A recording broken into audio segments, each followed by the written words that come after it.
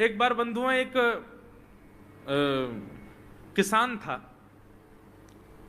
बड़ा भोला भाला, अनपढ़ था, ज्यादा पढ़ा लिखा नहीं था। किसान अपने खेत में खेती कर रहा था, तभी एक महात्मा उसके खेत में आ गए और महात्मा आके बोले, भाई हमको कुछ भोजन प्रसाद पवाओ।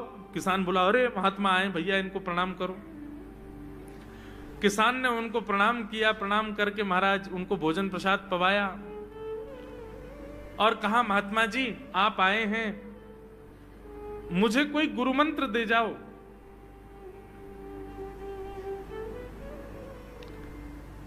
महात्मा जी ने सुंदर गुरु मंत्र दिया, द्वादशाक्षर मंत्र दिया। बोले ये तो बहुत कठिन है, इतना कठिन नहीं, सरल सा दो। अष्टाक्षर मंत्र दे दिया। बोले ये भी कठिन है, कोई और सरल दे दो। महात्मा बोले कुछ नहीं, तुम इतना कृष्ण चंद्र बोल दिया करो बस। कृष्ण चंद्र बोले, हाँ इसी का नाम, जब यही तुम्हारा गुरु मंत्र है। इतना भोला बेचारा याद करने लगा, उसको याद ही नहीं होवे कृष्ण चंद्र कृष्ण चंद्र कृष्ण चंद्र। अब भूल ना जाऊं इसके लिए बोलता रहता था 24 घंटे, कृष्ण चंद्र कृष्ण चंद्र कृष्ण चंद्र। अपने खेत में हल जोत रहा था, कृष्ण चंद्र बोल रहा था। इतने में उसकी पत्नी आ गई, अरे सुनो तुम्हारे लिए भोजन लाई हूं, जल्दी कर लो। बोले कृष्ण चंद्र कृष्ण चंद्र कृष्ण चंद्र। पत्नी पीछे लग गई, पीछे, भोजन तो कर लो, रोटी तो खा लो, ठंडी हो जाएगी। बोले अरे तू पीछे मत पड़, मैं भूल जाऊंगा, गुरुजी ने मंत्र दिया मुझको। पत्नी बोली, अच्छा एक काम करो, आप भोजन कर आओ, तब तक आपके नाम को मैं रट लेती हूं, मैं उसको संभाल लूंगी, पर जैसे ही आप आओगे फिर आपको सुना दूंगी, आप कर लेना। वो ठीक है। बोले क्या बोलना है? बोले कृष्ण चंद्र। पत्नी बोली ठीक है। अब कृष्ण चंद्र बोलने लगी पत्नी, कभी कहीं जाए कभी कहीं जाए, कुछ करे। वो कृष्ण चंद्र बोलते बोलते घसीटे चंद्र हो गया। लौट करके अपने पति के पास, पति बोल, हाँ वो मैं भोजन कर लिया, जल्दी गुरु मंत्र सुना दे मुझको, क्या था मैं तो भूल गया। बोले घसीटे चंद्र। वो उसी से ही हल जोतने लगा, घसीटे चंद्र घसीटे चंद्र घसीटे चंद्र। आकाश में वैकुंठ में बैठे हुए वैकुंठनाथ भगवान प्रसन्न हो गए और प्रसन्न होकर के बोले, लक्ष्मी जी हम जा रहे हैं। बोले कहां? बोले एक किसान का उद्धार करने जा रहे हैं, उसको वैकुंठ लेके आएंगे। लक्ष्मी जी बोली, आपका अशुद्ध नाम बोल रहा है वो, आपका अशुद्ध नाम उच्चारित कर रहा है वो, और आप कह रहे हो कि इसका कल्याण करूंगा मैं। ठाकुर जी बोले, देखो नाम भाव कुभाव अनख आलसहु, नाम जपत मंगल दिश। नाम कैसे भी जपे कोई दोष नहीं है, बस भाव मेरे प्रति होना चाहिए। वो नाम भले ही गलत जप रहा है, लेकिन उसके हृदय में तो मैं ही हूं ना। और एक बात बताऊं लक्ष्मी जी आपको। बोले क्या? बोले ये घसीटे चंद्र अशुद्ध नहीं है, मेरा नाम है ये भी। बोले क्यों? बोले जब हम छोटे थे तो बाल लीला कर रहे थे ब्रज में, यशोदा मैया खूब नहलाती धुलाती और बढ़िया सुंदर श्रृंगार करती, लेकिन हम पूरे नंद भवन में घुटमुन चल चल के कभी नीचे लुढ़क करके कभी ऊपर गिर के सब माला तोड़ लेते, अस्त व्यस्त वस्त्र कर लेते, घुंघराले केशों की ऐसे भुज्जा बना लेते, ऐसा रूप बना लेते। यशोदा मैया बोली, आओ मेरे खसीटे चंद्र, सुबह कृष्ण चंद्र बना के भेजती हूँ, खसीटा चंद्र बन के आता है शाम को। तो बोले तब यशोदा मैया ने हमारा नाम रखो खसीटे चंद्र, तो इसलिए शुद्ध नाम है। तो ठाकुर जी के बहुत सारे नाम हो गए, कनुआ, गोपाल, गोविंद, माधव, कन्हैया।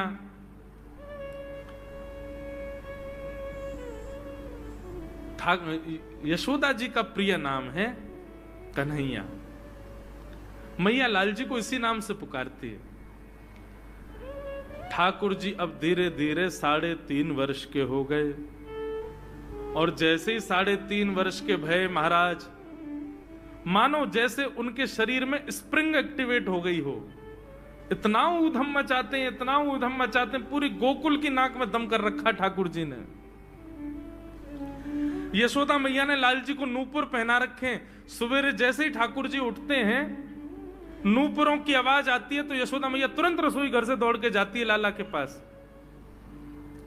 लेकिन ठाकुर जी इतने चतुर हैं, यमुना तट पर जाते हैं और नूपुरों में बालू भर लाते हैं कि कल नूपुर आवाज नहीं करेंगे, सुबह उठ के हम घर से भाग जाएंगे कहीं और, मैया को पता ही ना चलेगी।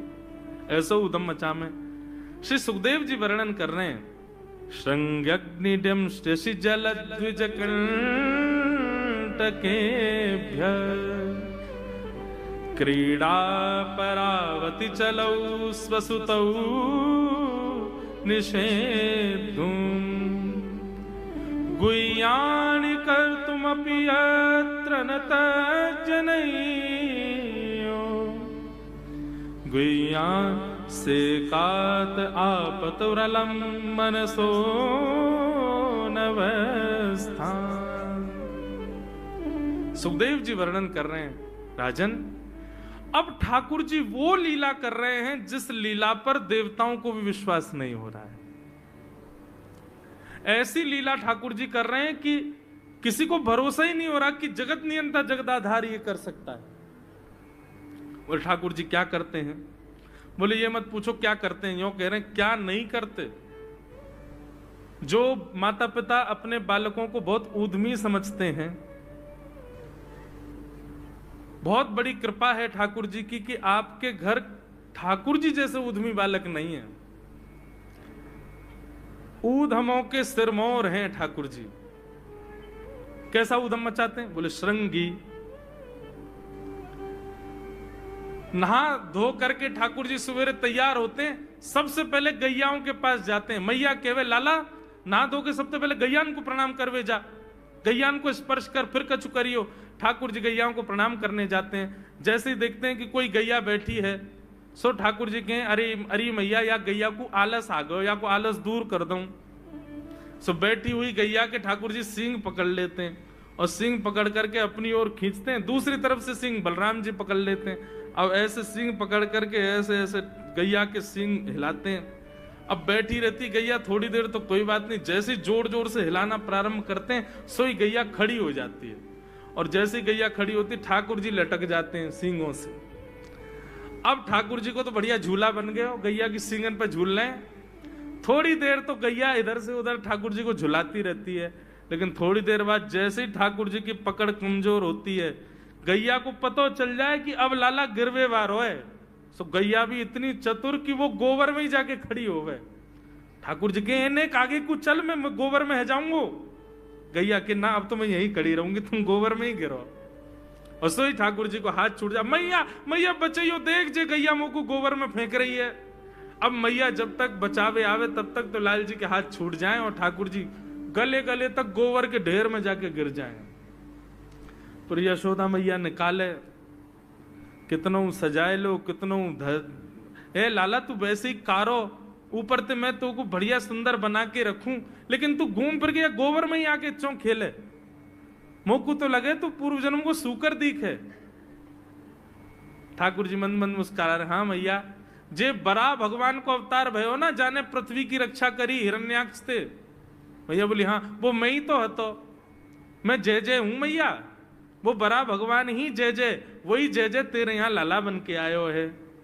यशोदा मैया के बातन ने मत बनाए कर, नेक नेक बड़ो है क्यों, बोलो सीखो, ऐसी बात बनावे, जय जय बोले अपने आप पे, नावे धोवे है ना है, मोह पहुंचे ना है, मैं जय जय हूं। ऐसी मधुर लीला ठाकुर जी कर रहे हैं। आकाश में 33 कोटि देवता ये लीला देख करके अपने नेत्रों पर विश्वास नहीं कर रहे। ऐसे मधुर ठाकुर जी। श्रृंगी अग्नि ड्यमष्टि। एक दिन नंद भवन में गैया ब्याह गई। जैसे ही गैया ब्याई, ठाकुर जी जैसे ही गैया ब्याती है तो ठाकुर जी वहीं खड़े हो जाते हैं। और बंधुओं शास्त्रों में आज्ञा है कि गाय जब ब्याह रही हो, बछड़े को जन्म दे रही हो या बछिया को जन्म दे रही हो, उस समय गैया जो होती है वो दो मुखी हो जाती है। एक मुख तो सामने है, और जब जन्म देती है तो बछड़ा या बछिया उसका मुख जब बाहर आता है तो दो मुखी हो जाती है। ऐसी दो मुखी गैया की जब आप परिक्रमा करते हो तो पूरे ब्रह्मांड की परिक्रमा का फल प्राप्त होता है। तो ठाकुर जी का नियम है, नंद बाबा की उंगली पकड़ के खड़े रहे, जैसे ही गैया ब्यावे वारी हो तो वाकू सहलाते रहे, जैसे ही गैया ब्यावे वारी हो, जैसे ही बछड़ा बाहर आवे सोई ठाकुर जी वाकी परिक्रमा कर लें, परिक्रमा करके दंडवत प्रणाम करें, वाकू वाकी चरण रज को माथे से लगा में, और बछड़ा जन्म ले सो वाकू नवा में दुआ में, वाकू अपने गरे से लगा में। एक दिन ठाकुर जी जोर जोर से रोने लगे। बछड़ा जैसे ही जन्म लियो बछड़ा ने, ठाकुर जी रोने लगे। नंद बाबा शांत करा में नहीं माने, बलराम जी ने शांत करायो नहीं माने। यशोदा मैया गोद में लेके बैठी, बोले लाला का भयो, तू रो क्यों रोए? बोले मैया मेरे संग बहुत बुरा भयो। यशोदा मैया बोली कहा भयो? बोले गैया के बछड़ा ने जन्म लियो। मैया बोली तो वाह बछड़ा को मैंने मुंह खोल को देखो, वाह के सबरे दांत निकरे आए। मेरे जन्म को 3 साल है गए, अभी तक 4 ही दांत निकरे मैया। वो टूट जाए दमष्टी रो रहे हैं अपने दांतन को, मेरे दांत चौना निकल रहे सबरे। बाप बछड़ा के जन्म लेते सबरे दांत आ गए, मेरे दांत चौने ही आ रहे हैं। यशोदा मैया ऐसी मधुर बात सुनकर के लाल जी को हृदय से, फिर झूठी झूठी कहती मैया कहती लाला तू दूध ना पीवे ना, पूरे दिन मक्खन खावे, मक्खन चीकनो होवे, दांत निकरे चिकनो है कि सुई पेट में चलो जाए, तू दूध पिए कर। कबहू बढ़ेगी चोटी मैया मोरी, कबहू बढ़ेगी चोटी। कभी अपनी चोटी पकड़ के रोते मैया मेरी चोटी चौना भर रही। बलराम की चोटी देखो कैसी नागिन जैसी चोटी है वाकई, और मेरी चोटी कैसी है मैया, नेक सी पतरी सी। मैया बोले लाला तू दूध ना पीवे, दूध ते चोटी बढ़े। बलराम देखिए ऐसा जग भर के दूध पीवे। सो ठाकुर जी दूध को पात्र हाथ में ले में, अपनी चोटी खोल ले में, और फिर चोटी पकड़ करके दूध पी में, और दूध पीते पीते नापते रहे कितनी बड़ी भई की ना भई अभी। ऐसी मधुर लीला ठाकुर जी करते हैं। ऐसी लीलाएं हैं ठाकुर जी की कि उन लीलाओं को सुनकर के जो ज्ञान के मार्ग को नहीं समझ पाते, जो वैराग्य के मार्ग को नहीं समझ पाते, जो ज्ञान और वैराग्य से ठाकुर जी को प्राप्त नहीं कर पाते, वो इन लीलाओं से ठाकुर जी के हो ही जाएंगे। ऐसी लीला है। और क्या करते हैं ठाकुर जी? बोले द्विजकंटकेभ्य। इतनी मधुर लीला है ठाकुर जी की। नंद भवन से सुबह सुबह निकल जाते हैं, और राह चलता कोई भी हो अपरिचित, यदि वो साधु है, यदि वो कोई वैष्णव है, यदि वो कोई भजनानंदी है, तो ठाकुर जी उसके पास चले जाते हैं, और पास जाके पता क्या बोलते हैं? अरे तुम यहां डोल रहे हो? बोलो भैया कौन हो तुम? अरे जी सब बाद में पूछियो, हम तो यूं कह रहे तुम यहां घूम रहे हो, नंद बाबा तुम्हारी मां बात देख रहे हैं, नंद बाबा तुम्हारा इंतजार कर रहे हैं। किसी से भी?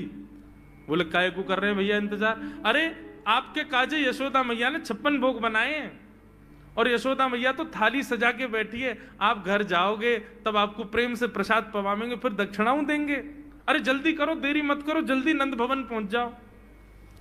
रोज 150 से 200 अपरिचित वैष्णव संत साधु नंद भवन आते हैं, और सब आकर के कहते हैं यशोदा मैया आप हमारी प्रतीक्षा कर रही थी, लाओ प्रसाद पवाओ। यशोदा मैया बोली मैं कौन ने कही आपसे? बोले आपको लाला बोल रहा हूं कि यशोदा मैया तो ये कह रही। यशोदा मैया जैसे तैसे पवा देती, दक्षिणा देती, रात में लाला से कहती चौरे लाला तू सबंते यूं क्यों कह दे मैं प्रतीक्षा कर रही? मैया एक तो मैं अपने घर में सब तीर्थन को भेज दूं, ये संत महात्मा चलते फिरते तीर्थ है मैया, इनको जितना हो सके अपने घर बुलाना चाहिए, इनको प्रसाद पवाना चाहिए, या हमारे गोकुल में आवे वाले सब संतन को खोज खोज के मैं तो तेरे पास भेजूं, ताकि तू ने रसोई घर में लगेगी, भोजन प्रसादी बनावेगी और बढ़िया संतन को पवावेगी, तो तेरे घर में सबरे तीर्थ आ जाएंगे मैया। ऐसा प्रेम। एक दिन ठाकुर जी के अब मित्र बन गए। कौन है मित्र? मधुमंगल, श्रीदामा, तन सुखा, मन सुखा, धन सुखा, सुबल, ये ठाकुर जी के मित्र हैं। एक दिन ठाकुर जी अपने सब मित्रन के संग बैठे, और मित्रों के संग बैठे हुए ठाकुर जी बोले भैया कल से हम लोग सब यज्ञ करेंगे। मधुमंगल, श्रीदामा बोले क्यों लाला यज्ञ क्यों करेंगे? अरे नंद बाबा रोज अग्निहोत्र करें, मैंने उनसे पूछी अग्निहोत्र करवे ते कहा होवे, तो नंद बाबा बोले अग्निहोत्र करवे ते मन चाही वस्तु प्राप्त हो जाए, अग्निदेव प्रदान करें। ठाकुर जी के सब सखा बोले लाला तू काहे को करेगो अग्निहोत्र? बोले अग्निहोत्र करेंगे, अग्निदेव को प्रसन्न करके कहेंगे हमारी सुंदर सी बहू आ जाए, बस हमारो ब्याह हो जाए। अग्निदेव की प्रतीक्षा कर, अग्निदेव को प्रतिष्ठान करेंगे। सब श्रीदामा मधुमंगल 3.5 वर्ष के ठाकुर जी, सोचो 3.5 वर्ष के ठाकुर जी, सखा कितने बड़े बड़े होंगे। नेक्से से सबरे सखा बैठ गए, सूखे पत्ता इकट्ठे करके अग्नि प्रज्वलित कर ली, सूखे पत्तान को चूरो बना के आपस में बांट लियो। ठाकुर जी आचार्य बन के बैठ गए और बोले सुनो मैं मंत्र बोलूंगा और जैसे ही कहूं स्वाहा सबरे डालियो, और नेक भी यदि तुमने चूक करी ना, नेक भी मैंने स्वाहा बोली और तुमने नहीं डालो तो फिर मोते मत कहियो, यदि तुम्हारी पत्नी काणी आ जाए, एक हाथे लूली आ जाए, लंगड़ी आ जाए तो समय पर स्वाहा करना पड़ेगा। सब ग्वाल बाल बोले जो कहेगो लाला सो करेंगे, तू करवा।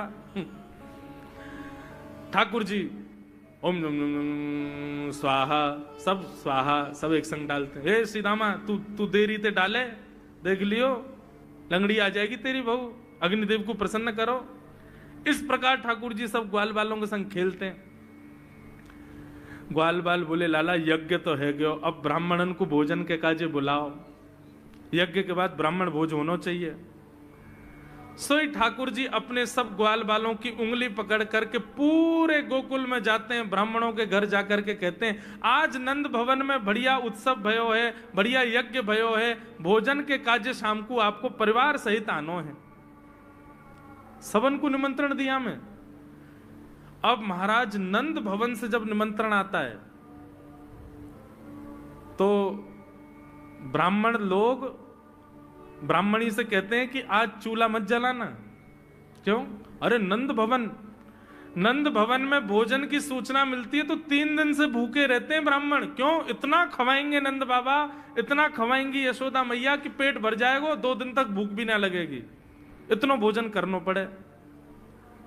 ए ब्राह्मणी चूल्हा मत जलाई, और सुन नमक को पानी और दे दे। नमक को पानी पी पी करके भूख बढ़ाते हैं अपनी। बोले शाम को जाएंगे और बढ़िया चकाचक महाराज 56 भोग पाएंगे। शाम का समय हुआ, सैकड़ों हजारों ब्राह्मण आकर के नंद भवन के बाहर खड़े हो गए।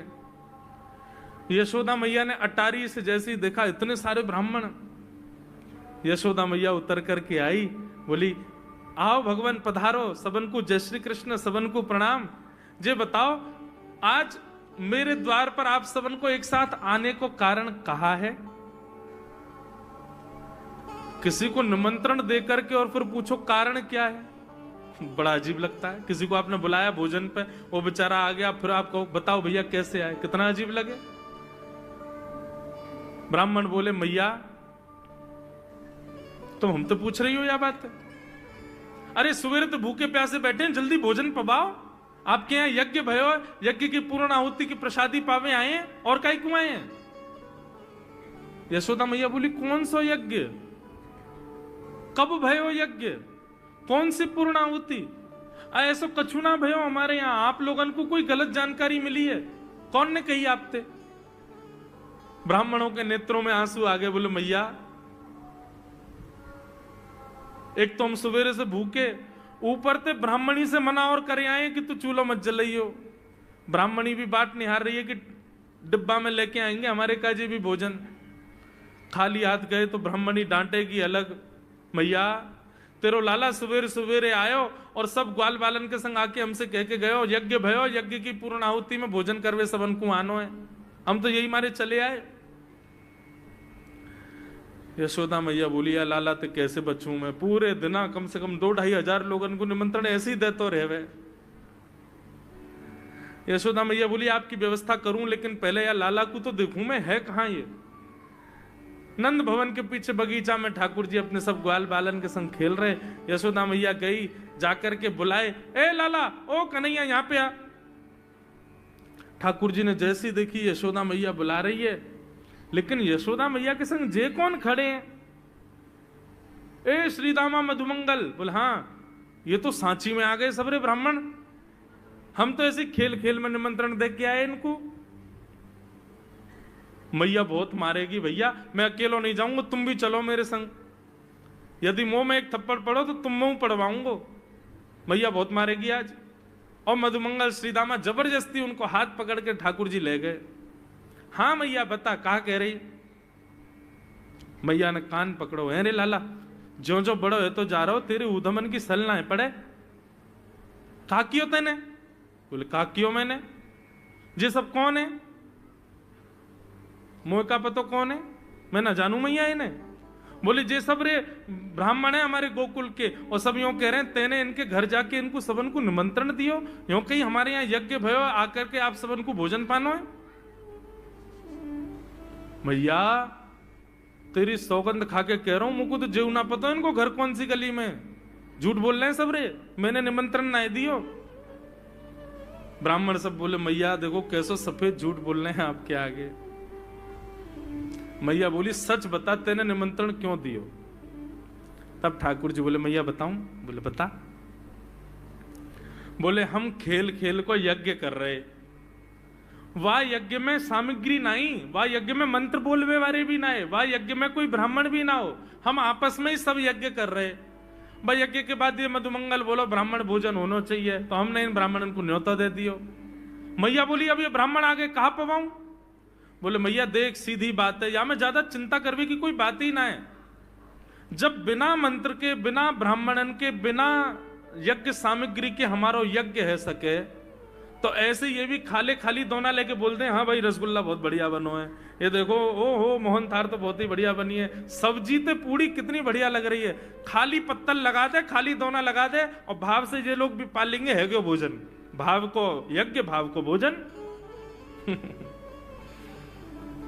ब्राह्मणों को बंधुओं गुस्सा, ठाकुर जी की लीला पे किसी को क्रोध नहीं आता, सब हंस जाते। पर यशोदा मैया आधी रात में रसोई बनाती है, सब ब्राह्मणों को पवाती है, और इतना बनाती है कि उनके घर भिजवाती है।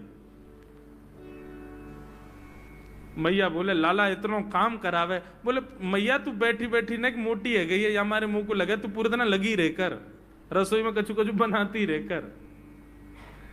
ऐसी ठाकुर जी की मधुर लीला। बंधुओं भगवान ने चोरी क्यों की? अभी तक चोरी शुरू नहीं हुई ठाकुर जी की। अब ये चोरी का प्रसंग कैसे प्रारंभ होता है? एक दिन ठाकुर जी अपने ग्वाल वालों के संग खेल रहे थे, तो ठाकुर जी ने ऐसे खेल खेल में श्रीदामा को धक्का दिया, श्रीदामा गिर गया, बहुत जोर से रोया। ठाकुर जी बोले अरे भैया शांत है जा, लग गई। अरे ठीक है अब शांत है जा, लेकिन श्रीदामा शांत नहीं हुआ। ठाकुर जी बोले तुम कैसे हो? गोकुल में रह में हम, गोकुल को मतलब है जहां हर घर में 1000 गैया, उसका नाम है गोकुल। इतनी गैयान को दूध घी दही सब हमारे घर में होवे।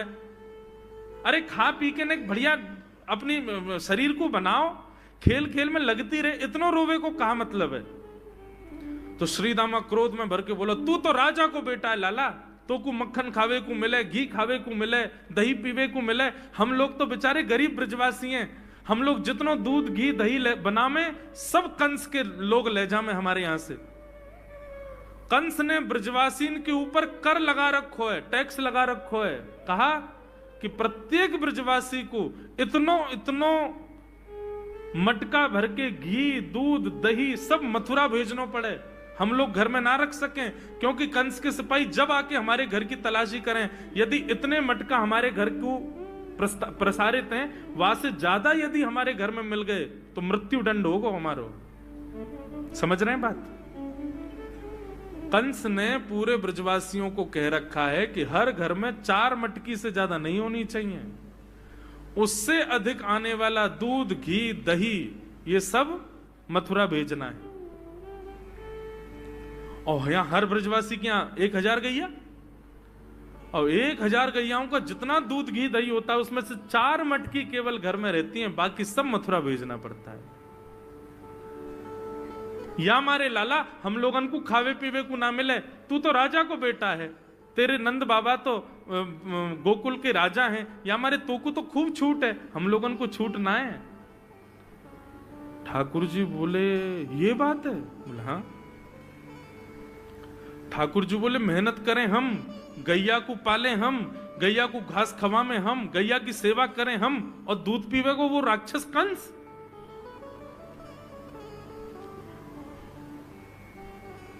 अभी तो मैं छोटा हूं, मेरी बात कोई मानेगा नहीं, लेकिन प्रलय तो अब लानी पड़ेगी। और कैसे लाएंगे? बोले राजी राजी यदि मक्खन दूध दही नहीं मिल लो तो चोरी करके खाओ। हमारो ही मक्खन है, हमारो ही दूध है, हमारो ही दही है, लेकिन अभी हम बालक हैं, हम ज्यादा कछु बोलेंगे हमारी कोई बात मानेगो ना। लेकिन ये सद वस्तु कुपात्र के हाथ में नहीं जानी चाहिए। राजी राजी नहीं मिलता तो चोरी करके खाओ। जब कर देवे को नंबर आवेगो तो सब पूछेंगे भाई कहां गए मक्खन दूध दही? बोले घर में तो है ना। बोले तो कहां गए? बोले चोर चोरी कर ले गए। और यही भाव से हम ब्रजवासी को खावे पीवे को मिला करेगो। मधुमंगल श्रीराम बोले लाला तू जो कहेगो सो करेंगे, लेकिन चोरी नहीं करेंगे। ठाकुर जी बोले तो ठीक है, कल से तुम लोग अलग खेलो, मैं और दाऊ दादा अलग खेलेंगे, हमारे संग मत खेलना। मधुमंगल श्रीराम बोले अरे लाला तू ना जाने, मैया यो के लाला जो चाहे करियो, चोरी मत करियो, चोरी करवे तो ब्याह ना होवे। ठाकुर जी बोले ब्याह की पड़ रही है तो है, ब्याह ना होवे। ऐसो पत्र पूछ रहा सो है गयो, पत्रो दुबरो सो तू सीख जैसो है गयो, तो कौन ब्याह करेगा ऐसे? अरे ब्याह करना तो ने खाया ने पी ने बढ़िया गाल तेरे बढ़िया होंगे, शरीर ने बढ़िया होगा तभी तो ब्याह होएगा। अब भैया हमारी बात सुन लो, जितने अच्छे काम करने सब आज कर लो, कल से चोरी करेंगे, पूरे ब्रजमंडल में आतंक मचाएंगे, हमारो ही दूध घी दही है और हम ही चोरी करके खाएंगे। ठाकुर जी ने चोरी क्यों की? क्योंकि सारा गौरस बेवजह मथुरा भेजा जाता था और मथुरा से कंस पूरे भारत में वितरित करके खूब धन कमाता था। इस वजह से ब्रजवासी प्रताड़ित होते थे, क्योंकि गैया के लालन पालन में जितना खर्चा होगा सब करो ब्रजवासी। 4 मटका दही। अच्छा, प्राचीन जब ठाकुर जी पृथ्वी पर पधारे तब कोई व्यापार नहीं था, ब्रजवासियों पर एक ही व्यापार था, 2 व्यापार थे, या तो घी बेच के, दही बेच के, दूध बेच के धन कमाओ, या फिर खेती बाड़ी करके अनाज बेच करके धन कमाओ। वही तो व्यापार था। उसमें भी 4 मटके मिलते थे, 4 में से 3 को तो बेच देते थे, 1 में पूरा घर चलता था। यह हालत थी ब्रज की। इसलिए ठाकुर जी ने कहा कि भैया राजी राजी नहीं तो गैर राजी, हम जितने बाकी की मटकी मथुरा भेजे वाली उनको सबन को तोड़ फोड़ करेंगे, उनमें से मक्खन निकाल निकाल के खाएंगे, एक दूसरे को खवाएंगे और सब यहीं रहेगो, मथुरा नहीं जाएगो कछु भी। इसलिए ठाकुर जी ने चोरी की।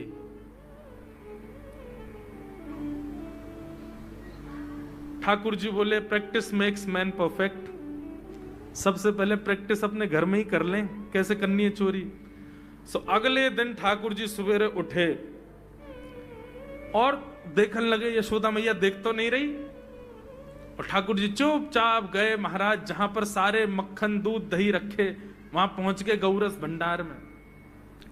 और गौरस भंडार में एक मटकी के ऊपर से ढक्कन हटाए करके जैसे ही ठाकुर जी ने हाथ बोर के पानो प्रारंभ किया, सामने एक खंबा था, उसमें मणि लग रही थी। आज पहली बार 3.5 वर्ष की आयु में ठाकुर जी ने अपना प्रतिबिंब देखा, पहली बार अपने आप को देखा दर्पण में। बंधुओं, बच्चों को शीशा नहीं दिखाते, छोटे बच्चों को तो दिखाते ही नहीं, और 3-4 वर्ष तक भी बालक को अपनी शक्ल थोड़ी देखता है वो। अब इसके पीछे कारण बहुत सारे बताए जाते हैं, परंतु हमें तो लाल जी से मतलब, लाल जी का क्या है? ठाकुर जी ने जैसे ही प्रतिबिंब में अपने रूप को देखा, अपने रूप को देख करके ठाकुर जी बोले हो तू भी आयो यहां चोरी करवे। अपने आप से ही बात कर रहे हैं ठाकुर जी। अरे मैंने कही तो हती अपने अपने घर में चोरी करनी है, तू दारी के मेरे घर में आगो चोरी करवे। ठाकुर जी अपने प्रतिबिंब से बात कर रहे हैं। अब गौरस भंडार में ठाकुर जी की आवाज गूंज रही थी और वो गूंजते हुए रसोई घर में जा रही थी। रसोई में मैया ने सुनी, बोले लाला कहां ते बोल लो है, उठ गयो कन्हैया, मुझको पतो भी ना चली, नूपुरन की आवाज ना आई। मैया दौड़ करके गई तो देखा ढूंढते ढूंढते गौरस भंडार में ठाकुर जी अपने प्रतिबिंब से बात कर रहे हैं। कितनी सुंदर झांकी है ठाकुर जी की। ठाकुर जी मक्खन पा रहे हैं। बोले अच्छा अब आ तो गए हो यहाँ पे, लेकिन सुन चुपचाप चोरी करके भाग जाइयो, मेरी मैया बहुत मारेगी तो को। बाकू यदि पतो चल गई तू चोरी कर रहा है तो को उखलते मान देगी, मेरी मैया बहुत मारेगी, चुपचाप चोरी कर और निकल ले यहाँ से। ठाकुर जी चोरी की बात कर रहे थे, यशोदा मैया ने पीछे से सुनी, लाला ओ कन्हैया। ठाकुर जी घबरा गए, मैया कैसे आ गई? हाँ मैया, कौन सी बात कर रहे हो तू? अरे मैया देख हमारे घर में चोर घुसायो है। अपने प्रतिबिंब को दिखा करके ठाकुर जी कह रहे हैं, देख मैया हमारे घर में चोर घुसायो, जे चोरी कर रहे हो हमारे यहाँ के मक्खन की, तो मैं यहाँ को पकड़वे आयो हूं। नन्हे से गोपाल जी, बहुत मधुर लीला। मैया हंस भी रही है और क्रोध भी कर रही। बोले अच्छा जो चोरी कर रहे हो? बोले हाँ। चल याकू तो मैं पकड़ लूंगी, लेकिन जे बता तेरे हाथ में मक्खन कैसे लगो? तू तो याकू पकड़ भी आयो ना। अब मैया याकी मैं कहा बताऊं, तेने मेरे हाथ में पद्मराग के ऐसे ऐसे बढ़िया कंगन पहना रखे हैं, कड़ूला पहना रखे हैं सोने के। जब मैं धूप में निकलूं ना तो धूप की किरण से मुंह को बहुत जलन है जाए हाथ में। तो कल मेरे सखा मधुमंगल ने मुझसे कही, बोले लाला जे जलन तेरी दूर रह जाएगी, तू मक्खन में हाथ बोर लियो अपनो, सोई तेरी जलन दूर रह जाएगी। या हमारे मैया जलन हटावे के काजे मैंने हाथ बोरो है। मैया बोली अच्छा चल लाला, यहां तो तेरे जलन है रही और यहां मक्खन कैसे लगो? ठाकुर जी बोले मैया मैं अपनी जलन दूर कर रहा हूं। इतने में जन कहां थे एक मक्खी आके मेरे मुंह पे बैठ गई।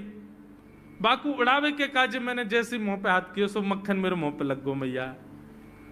मैया बोली लाला तू चोरी भी करन लगो और अब झूठ भी बोलन लगो मुझसे। मैया ने गोदी में बैठा लिए लाला। बोले लाला तू चोरी नहीं करेगो, तू मेरी सौगंध खा, तू आज के बाद चोरी नहीं करेगो। ठाकुर जी बोले ना करूंगा मैया, लेकिन एक वचन दे। बोले कहा चाहिए वचन में? बोले पहले वचन दे, जो मांगूंगा सो देगी। मैया बोली जो मांगेगा सो दूंगी, चोरी छोड़ दे।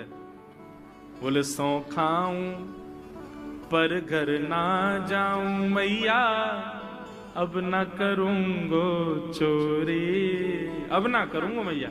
पर सांची कह कब लावेगी मोकू तू दुल्हन गोरी।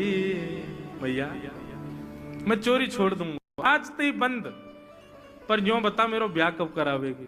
मैया बोली लाला तू अभी नेक सो तो है, छोटो सो तो है, नेक बड़ो है, जा फिर तेरा ब्याह कर दूंगी।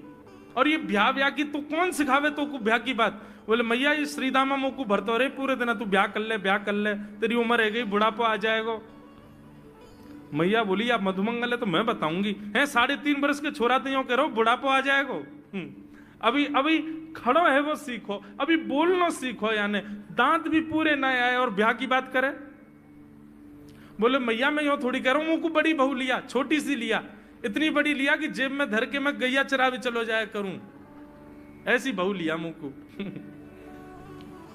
मैया बोली कैसी बहू चाहिए तो को बताइए ने, और तू जाने बहू कौन थे के? मैया बोले हाँ मैं जानू। ठाकुर जी बोले मैं जानू, मैं बहू कौन थे के? बोले जैसे नंद बाबा की तू बहू है ऐसी मेरी बहू आ जाएगी। बहुत मधुर लीला है, ऐसी ठाकुर जी लीला करते हैं। ठाकुर जी ने ग्वाल बालों से कहा भैया मिशन फेल हो गया, घर में तो चोरी नहीं कर पाए हम, अब दूसरे इनके घर में दावे बोलो। एक दिन महाराज ठाकुर जी का जब आतंक खूब बढ़ गया गोकुल में, सब गोपियों ने जाकर के मैया से शिकायत करी है। वत्सान मुंचन क्वचित समय क्रोश संजात हास, स्तेयं स्वाद्वद्धिपयः कल्पितैस्तेययोगै, मरकान् भोक्षन् विभजति सचेन्नात्रिभाण्डं भिनत्ति, द्रव्यालाभे सग्रह कुपितो यात्युपक्रोशतो कान्। सब गोपियों ने जाकर के मैया से शिकायत करी, बोले मैया अपने लाला को संभाल लियो, नहीं तो कावदना हम देख लेंगी और फिर हमसे मत कहियो कि तेने मेरे लाला से यूं क्यों कही। मैया बोली कहा क्यों मेरे लाला ने?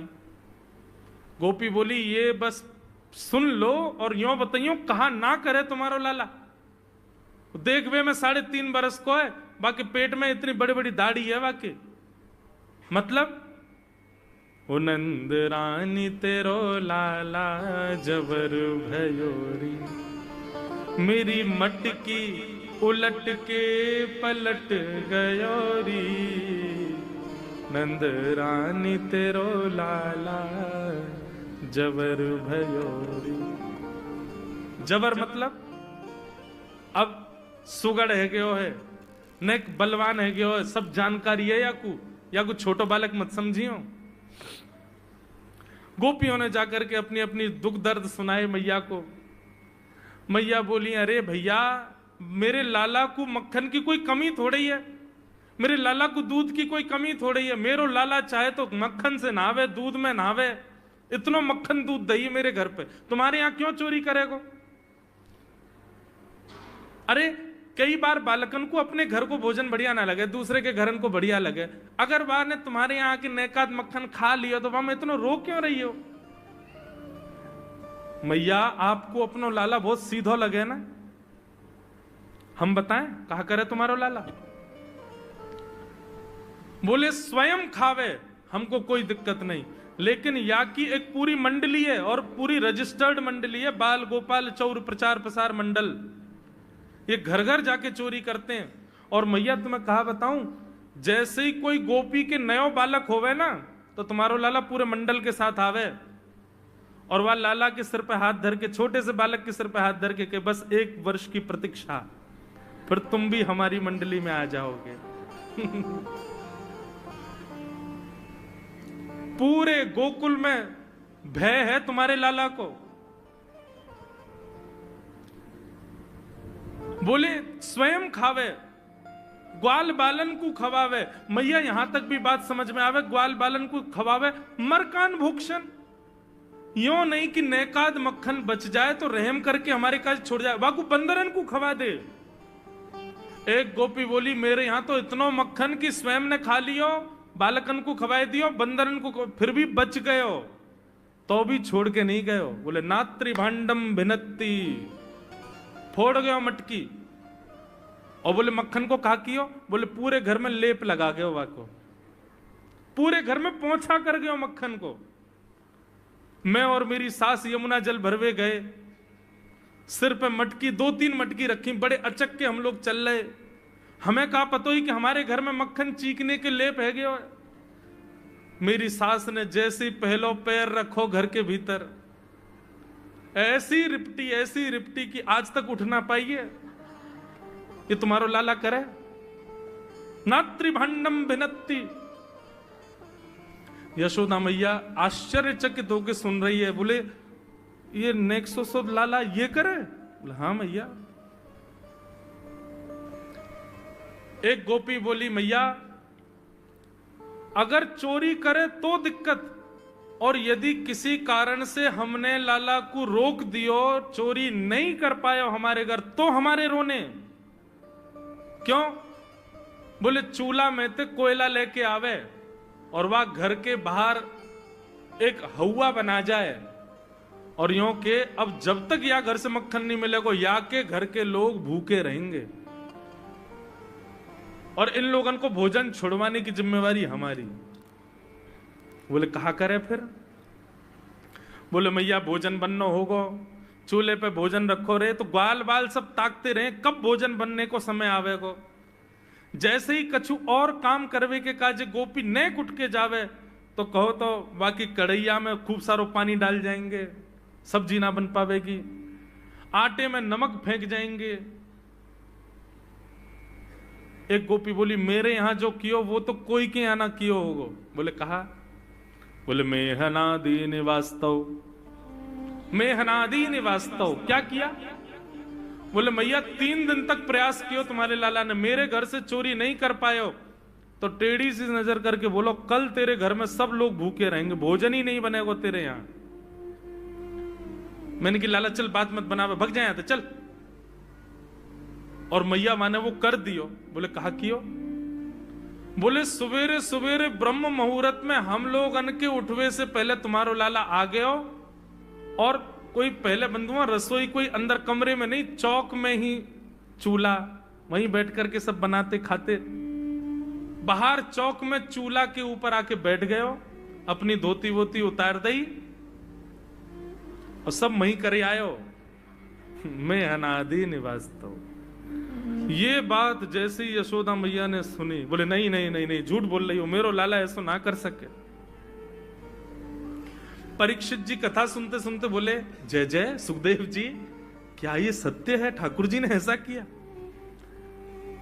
सुखदेव जी कहते हैं कुछ बातें सत्य हैं, कुछ गोपियां जबरदस्ती लगा के बोल रही हैं कि कहीं मैया डांटवे के काजे लाला को हमारे सामने बुला दे और हम लाला को दर्शन कर लें। ये गोपियां उल्हाने लेकर के लाला को देखने आई हैं। इनमें से कुछ बातें तो सत्य हैं, पर ये सब बातें इतनी सत्य नहीं है। ये सब तो जबरदस्ती गोपियां बोल रही हैं। क्यों? ताकि मैया नाराज हो जाए और लाला को हमारे सामने अभी डांटे तो रूठे भय लाला को मुख हम देख लेंगे। बहुत सारी लीलाएं हैं, मैंने कई तो अभी बताई नहीं है। इतने मधुर मधुर लीला ऊधम करते हैं ठाकुर जी। इस प्रकार ठाकुर जी पूरे ब्रजमंडल में गौ रस को चोरी करते हैं। वास्तव में मक्खन नहीं, ब्रजवासियों के मन को चुरा रहे हैं ठाकुर जी। सबकी एक ही आशा है, श्री कृष्ण श्री कृष्ण श्री कृष्ण। सुबह से शाम तक पूरा ब्रजमंडल केवल कृष्ण को देखने के लिए जीता है। ऐसी ठाकुर जी की मधुर लीला।